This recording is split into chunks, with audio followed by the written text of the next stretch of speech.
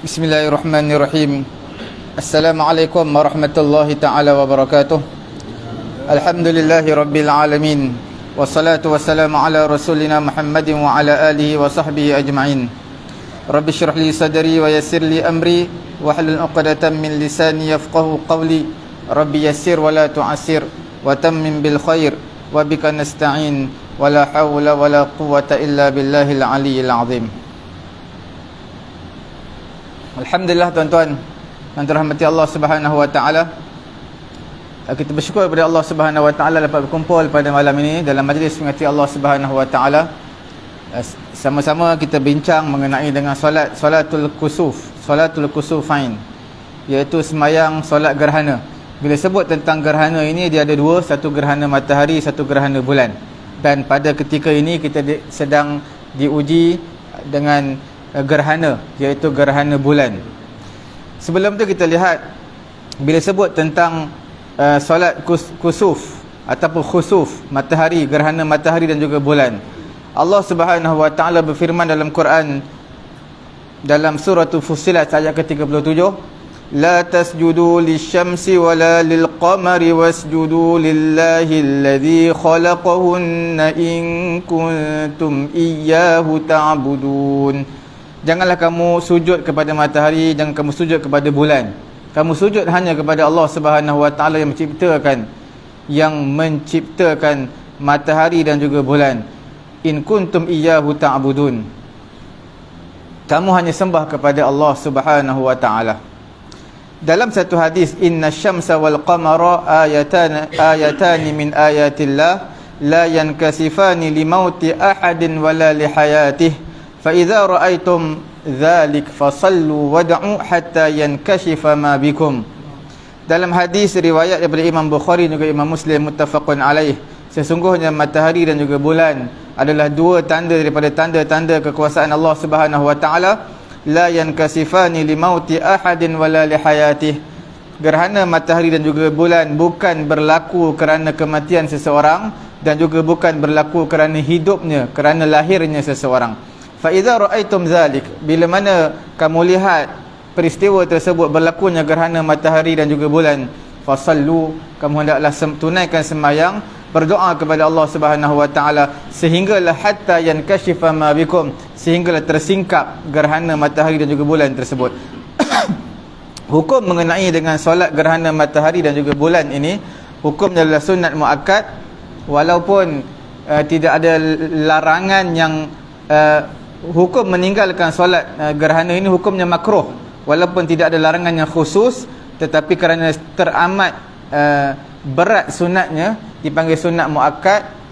Kerana beratnya sunat ini, seseorang itu meninggalkan solat ini hukumnya adalah makruh. Walau limunfaridin, sunat muakkad walaupun tak berjemaah pun tak apa, sembahyang seorang, tetapi disunatkan secara berjemaah dan juga di masjid, walaupun masjid itu kecil, tak menjadi satu halangan untuk dilaksanakan solat di situ, hukumnya adalah sunat. Dan kita lihat di sisi semua ulama-ulama fiqh, hukumnya adalah sunat.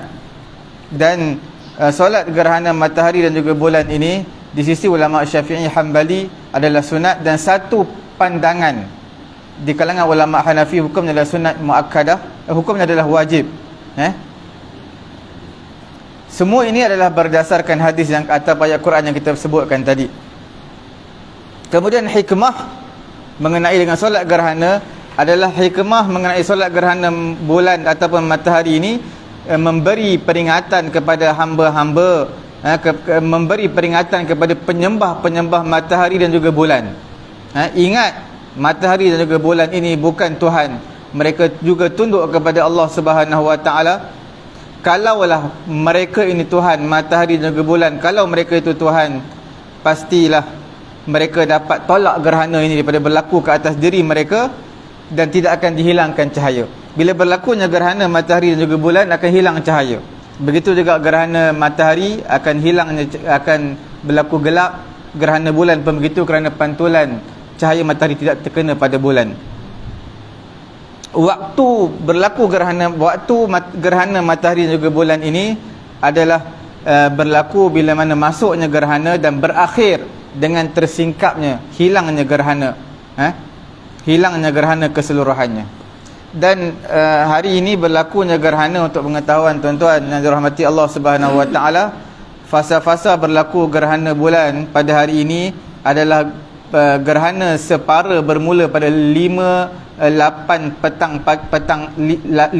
minit petang sebentar tadi, dan fasa gerhana penuh bermula pada 6:16 minit petang, dan kemuncak gerhana penuh 6:59 minit petang adalah bersamaan dengan azan maghrib tadi.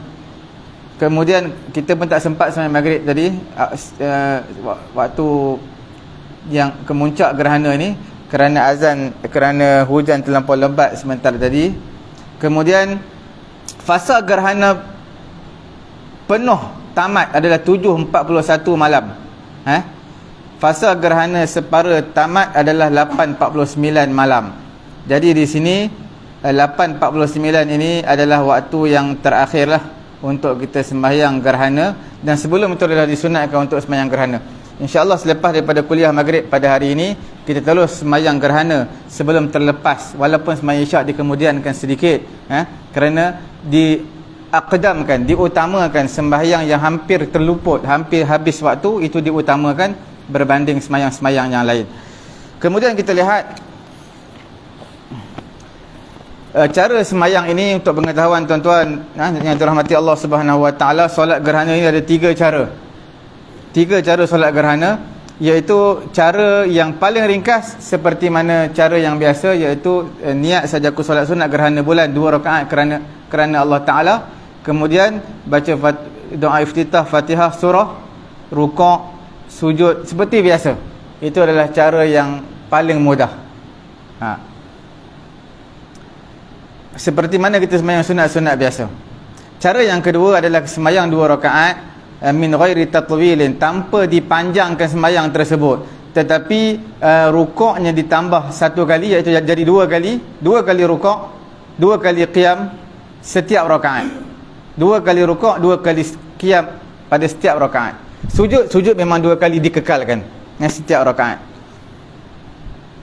Kemudian 1 rakaat 2 rukuk 2 qiyam. Setiap qiyam itu adalah diwajibkan membaca Fatihah. Jadi bila mana imam baca Fatihah, imam baca surah, makmum baca Fatihah. Begitulah bila imam rukuk, imam bangun daripada rukuk, sami Allahu liman hamidah rabbana lakal hamd, imam akan baca Fatihah sekali lagi, dan imam akan baca surah. Dan pada ketika itu makmum disunatkan, makmum perlu membaca Fatihah untuk kali yang kedua pada rakaat yang pertama. Okey? Dan cara sembahyang gerhana yang ketiga yang paling sempurna adalah sembahyang 2 rakaat. 2 rakaat seperti mana gambaran yang kedua tadi sama, cumanya dipanjangkan. Bagaimana dia dikatakan panjang itu? Panjang pada qiyam, panjang pada rukuk, panjang pada sujud. Bagaimana yang dikatakan kadar panjang pada qiyam? Pada qiyam ini yang terbaiknya adalah sepanjang kadarnya sepanjang surah Baqarah, panjang. Qiyam pada rakaat yang kedua adalah qiyam yang kedua pada rakaat yang pertama adalah sepanjang surah Ali Imran. Itu yang paling sempurna lah. Tapi mungkin pada sekarang ni mustahil lah setiap masjid akan buat perkara ni. Kemudian qiyam qiyam pertama pada rakaat yang kedua kadarnya seperti surah An-Nisa, dan qiyam yang kedua pada rakaat yang kedua adalah seperti kadar surah Al-Maidah. Al-Baqarah, Ali Imran, An-Nisa, Al-Maidah ini, semua ini adalah, kita katakan akhir surah Al-Maidah adalah pada juzuk yang ke-7. Juzuk yang ke-7 separuh. Barulah habis surah Al-Maidah, masuk surah Al-An'am. Bayangkan 6 juzuk setengah. 6 juzuk setengah untuk 2 rakaat. Ini perkara yang boleh dikatakan mustahil pada zaman sekarang lah. Kalau nak sembahyang seorang tidak jadi masalah. Kemudian panjang rukuk ini yang sempurnanya adalah rakaat yang pertama. Rukuk yang pertama pada rakaat yang pertama kadarnya adalah seperti 100 ayat daripada surah Al-Baqarah. Panjanglah 100 ayat, mungkin 20 minit ataupun setengah jam. Rukuk yang kedua daripada rakaat yang kedua adalah kadarnya 80 ayat, pendek sikit. Rukuk yang pertama, rakaat yang kedua 70, sekadar 70 ayat daripada surah Al-Baqarah. Rukuk yang kedua daripada rakaat yang kedua pendek lagi 50 ayat daripada surah Al-Baqarah. Makin lama makin pendek, makin lama makin pendek. Kemudian kita lihat perbahasan mengenai dengan solat gerhana matahari dan juga bulan ini. Disunatkan mandi, mandi gerhana itu disunatkan untuk solat gerhana lah. Sebelum kita nak pergi semayang, disunatkan mandi gerhana. Tapi tak disunatkan untuk berhias, untuk pakai cantik-cantik, kerana ini bukan hari raya. Disunatkan untuk mandi sahaja. Perkara yang kedua disunatkan bila mana gerhana bulan. Malam ni gerhana bulan lah, tak berlaku malam gerhana matahari. Kalau pagi gerhana matahari. Bila gerhana bulan semayang malam, malam ni disunatkan kuat. Bacaan tu adalah bacaan jahar, kuat. Untuk gerhana matahari bacaannya perlahan.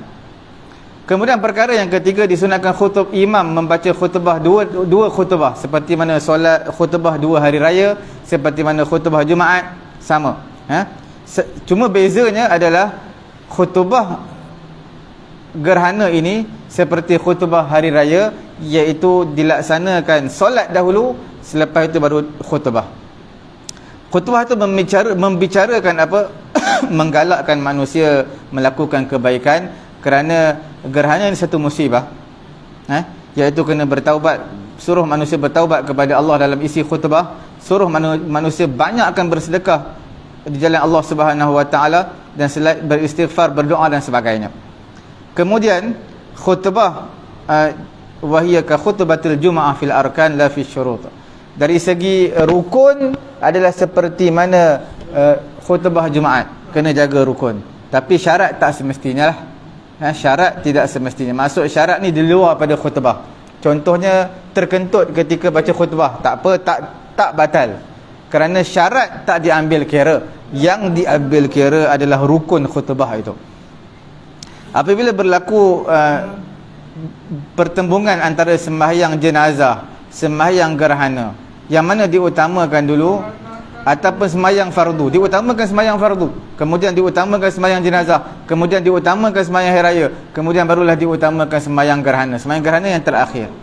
Tapi kerana kita lepas kuliah ini masanya suntuk, singkat, jadi kita utamakan sembahyang gerhana dulu, kemudian baru kita sembahyang fardu isyak. Okey.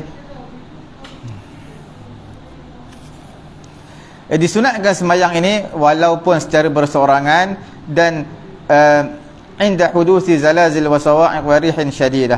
Disunatkan sembahyang secara berseorangan, sembahyang sunat, sekiranya berlaku gempa bumi, berlaku angin yang kuat, ribut, petir dan sebagainya. Dan tak disunatkan berjemaah. Itu yang disebutkan oleh Imam Syafi'i rahimahullahu ta'ala.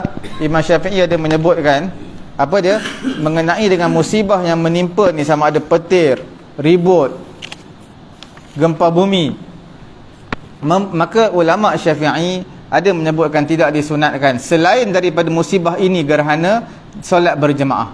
Yang lain tu solat berseorangan. Angin kuat, petir dan sebagainya, sembahyang berseorangan itu disunatkan.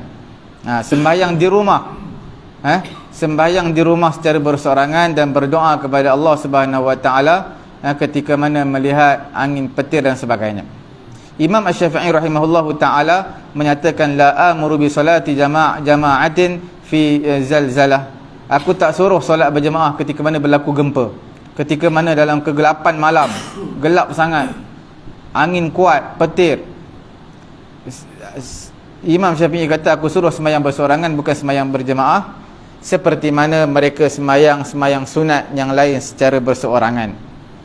Di sisi ulama Hanafi sedikit berbeza. Disunatkan solat pada setiap situasi dalam ketakutan, seperti mana angin yang kencang, gempa bumi, gelap, hujan yang berterusan. Maka situasi ini disunatkan solat di sisi ulama Hanafi. Ulama Hanbali menyatakan apa? La yusalli li syai'in min dhalik illa zalzalah ad-daimah. Tidak dituntut untuk semayang melainkan ketika berlakunya gempa bumi yang berterusan. kerana Ibnu Abbas radhiyallahu taala anhuma amma ghairuha falam yunqal anin nabi, adapun selain daripada gerhana tak dinukilkan daripada nabi, tak dinukilkan daripada sahabat mereka semayang. Yang dinukilkan bila berlaku gerhana sahaja. Okey, itu perbezaan pendapat di kalangan ulama. Kemudian kita lihat ketika mana gerhana ini, apakah perkara-perkara yang sunat, disunatkan bagi orang yang nak semayang gerhana. Perkara yang pertama kita sebutkan tadi adalah mandi. Kerana setiap solat yang disyariatkan berjemaah, terutamanya berjemaah, maka disunatkan mandi. Tapi ada juga sembahyang tak disunatkan mandi, sembahyang tarawih disunatkan berjemaah tapi tak disunatkan mandi. Kemudian perkara yang kedua, tusalli haitsu tusalli al-jumu'ah, iaitu sembahyang seperti mana sembahyang Jumaat, iaitu sembahyang di masjid. Kemudian perkara yang ketiga disunatkan diseru sebelum sembahyang gerhana ini, disunatkan sebut as-salatu jami'ah, as-salatu jami'ah rahimakumullah. Disunatkan bangun sembahyang jemaah, jom bangun sembahyang berjemaah. Kerana diriwayatkan daripada Abdullah bin Amr radhiyallahu taala anhuma, dia berkata lamma kasafati syamsu ala ahdi Rasulillah sallallahu alaihi wasallam nudiya anna salata jami'ah, as-salatu jami'ah, iaitu daripada Abdullah bin Amr radhiyallahu taala anhuma, dia kata bila berlakunya gerhana matahari pada zaman Nabi, maka akan disuruh as-salatu jami'ah, dan tidak ada azan, tidak ada iqamah sebulat suara di kalangan ulama. Perkara yang keempat disunatkan memperbanyakkan ingat kepada Allah Subhanahu wa taala, memperbanyakkan istighfar kepada Allah Subhanahu wa taala, memperbanyakkan takbir, memperbanyakkan sedekah, dan dekatkan diri kepada Allah Subhanahu wa taala sekadar semampu mana yang boleh. Kerana sabdaan Nabi sallallahu alaihi wasallam, fa idza raaitum zalik, apabila kamu lihat gerhana matahari dan juga bulan, fad'ullah wa kabbiru, berdoa kepada Allah, bertakbir kepada Allah, wa sallu wa tasaddaqu, hendaklah kamu sembahyang dan juga kamu bersedekah. Perkara yang kelima adalah wa an yusallu jama'atan, sembahyang berjemaah. Kerana Nabi SAW melaksanakan perkara tersebut, laksanakan sembahyang gerhana secara berjemaah. Kemudian kita lihat ada pun solat gerhana ini tidak disyaratkan untuk dirikannya perlu izin daripada kerajaan atau daripada imam, kerana dia adalah satu perkara sunat. Dia adalah ibadat yang sunat dan tak perlu pun disyaratkan kepada imam ataupun kepada kerajaan untuk dilaksanakan solat gerhana ini. Kemudian kita lihat mengenai dengan solat gerhana seperti hadis yang saya bacakan tadi, dan satu lagi daripada riwayat Ibnu Abbas radhiyallahu taala anhuma. Ibnu Abbas kata annahu salla bi ahli al-Basrah, dia menjadi imam kepada ahli al-Basrah fi khusufil qamar, pada sembahyang gerhana bulan, rakaataini, 2 rakaat. Wa qala innama sallaitu, Ibnu Abbas kata aku sembahyang li'anni ra'aitu Rasulullah sallallahu alaihi wasallam yusalli, kerana aku lihat Nabi sallallahu alaihi wasallam bila berlaku gerhana, Nabi juga sembahyang, sebab itu aku sembahyang. Kemudian bagaimana solat gerhana pada waktu yang dimakruhkan? Seperti tadi gerhana masuk pukul 5 lebih 5 lebih itu waktu yang dimakruhkan sembahyang, lepas daripada solat fardu asar, adalah waktu yang dimakruhkan. Makruh ni makruh tahrim dalam mazhab Syafi'i. Makruh tahrim istilahnya dalam mazhab Syafi'i sama seperti haram, waktu yang diharamkan untuk sembahyang. Termnya adalah makruh tahrim, tetapi dari sudut maknanya adalah haram. Okey. Pendapat di kalangan ulama-ulama Hanafi dan juga yang zahir daripada mazhab Hambali, dia menyatakan tidak boleh sembahyang pada waktu-waktu yang dilarang, seperti selepas asar dan juga selepas subuh, walaupun berlaku gerhana, seperti sembahyang-sembahyang yang lain. Sekiranya secara kebetulan ataupun bertembung berlaku gerhana itu selepas asar, maka mengikut ulama Hanafi dan juga Hambali tidak perlu solat, tidak boleh solat. Dan lepas tu nak digantikan dengan apa? Gantikan dengan tasbih, subhanallah, tahlil, la ilaha illallah, istighfar, astaghfirullah. Dan mereka kata in kanat hadhihi salatu nafilatan, sekiranya sembahyang ini adalah sunat, fatanafful fi hadhihi al-awqat makruh. Maka sembahyang pada waktu-waktu ini adalah makruh. Sebab gerhana ni solat sunat. Walaupun dia mempunyai sebab gerhana, maka solat sunat. Maka dalam mazhab Hanafi dan juga Hanbali menyatakan hukumnya adalah makruh. Sekiranya sembahyang tersebut sembahyang yang wajib, contohnya pada waktu-waktu yang dimakruhkan, fa ada'us solah al-wajibah fiha makruh aidan. Sembahyang yang wajib juga adalah makruh, seperti sembahyang qada. Qada tu wajib selepas asar, itu makruh di sisi mazhab Hanafi dan juga mazhab Hanbali. Ulama-ulama Syafi'i menyatakan tusalli fi kullil awqat, tak kira gerhana matahari bila pun berlaku, walaupun pada waktu yang diharamkan sembahyang. Begitu juga gerhana bulan seperti hari ini berlaku petang tadi, walaupun waktu yang diharamkan sembahyang. Ulama-ulama Syafi'i mengikut pendapat yang kuatnya, ulama-ulama Syafi'i menyatakan seperti sembahyang-sembahyang sunat yang lain yang mempunyai sebab, maka hukumnya adalah dibenarkan untuk dilaksanakan solat gerhana. Kerana sebab apa kita sembahyang pada waktu diharamkan sembahyang? Kerana ada sebab berlaku gerhana. Sebab apa kita sembahyang tahiyatul masjid? Kerana kita masuk masjid. Ada sebab masuk masjid, solat sunat tahiyatul masjid.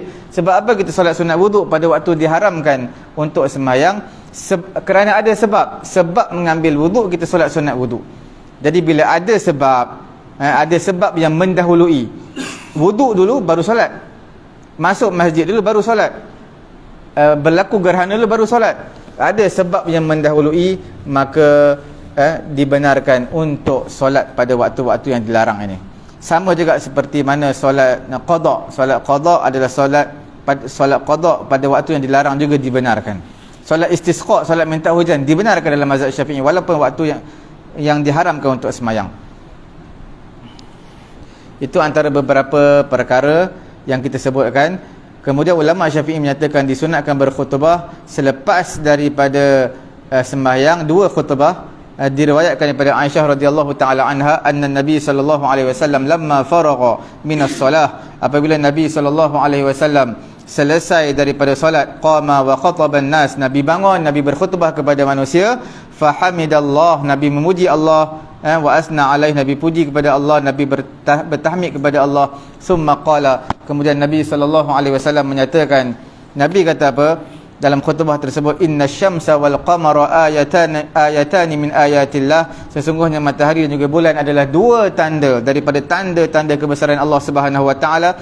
La yakhsifani li mauti ahadin wala li hayatihi, bukanlah berlaku gerhana kerana kematian ataupun kerana lahirnya seseorang. Fa idza raaitum dzalik fad'ullaha wa kabbaru wa sallu wa tasaddaqu, bila mana kamu lihat gerhana maka kamu berdoa kepada Allah, maka kamu bertakbir dan juga kamu selawat, sembahyang, dan juga kamu bersedekah di jalan Allah Subhanahu wa taala. Disyariatkan solat gerhana ini walaupun sembahyang bersorangan, walaupun ketika musafir, walaupun kepada perempuan. Kerana Aisyah radhiyallahu taala anha dan juga Asma radhiyallahu taala anha sallata ma'an Nabi sallallahu alaihi wasallam, kerana Asma dan juga Aisyah radhiyallahu taala anhuma mereka sembahyang gerhana bersama dengan Nabi sallallahu alaihi wasallam, sekaligus menyatakan disunatkan bagi perempuan untuk sembahyang berjemaah gerhana ini, sembahyang gerhana berjemaah bersama dengan imam. Mungkin sekadar itu dulu untuk pengajian kita mengenai dengan solat gerhana. Seperti mana yang saya bagi tahu kepada tuan-tuan yang dirahmati Allah Subhanahu wa taala sebentar tadi, iaitu solat gerhana ini adalah solat yang 2 rakaat, dan 2 rakaat sahaja aku solat sunat gerhana bulan, 2 rakaat makmum kerana Allah Subhanahu wa taala. Kemudian imam akan baca doa iftitah, kemudian membaca al-Fatihah, membaca surah, kemudian imam akan rukuk, kemudian imam akan sami Allahu liman hamidah, Rabbana walakal hamd, kemudian imam akan baca al-Fatihah sekali lagi, membaca surah. Makmum ketika imam baca surah, disunatkan bagi makmum, bukan disunat, diwajibkan bagi makmum membaca al-Fatihah. Begitulah rakaat yang kedua. Kemudian sama-sama kita dengar khutbah yang akan disampaikan. Semoga Allah Ta'ala memberi kefahaman, memberi manfaat kepada kita. Walaupun gerhana ini berlaku secara kebetulan, adalah bersamaan dengan kematian anak Nabi iaitu Ibrahim alaihissalam, bukanlah menunjukkan berlaku kerana kematian seseorang seperti mana kita bagi tahu tadi. Ini adalah menunjukkan kekuasaan daripada Allah Subhanahu Wa Taala. Cukup sekadar itu, mudah-mudahan Allah Subhanahu Wa Taala memberi kefahaman kepada saya dan juga tuan-tuan. Subhanallahumma wa bihamdihi, subhanakallahumma wa bihamdika, asyhadu an la ilaha illa anta, astaghfiruka wa atubu ilaik. Bismillahirrahmanirrahim. Alhamdulillahi rabbil alamin, wassalatu wassalamu ala rasulina Muhammadin wa ala alihi wa sahbihi ajma'in. Allahumma anfa'na bima 'allamtana wa 'allimna ma yanfa'una wa zidna 'ilma. Alhamdulillahi ala kulli hal wa na'udzu billahi min hali ahli nar. Wa sallallahu ala sayyidina Muhammadin wa ala alihi wa sahbihi ajma'in. Walhamdulillahi rabbil alamin. Taqabbalallahu minna.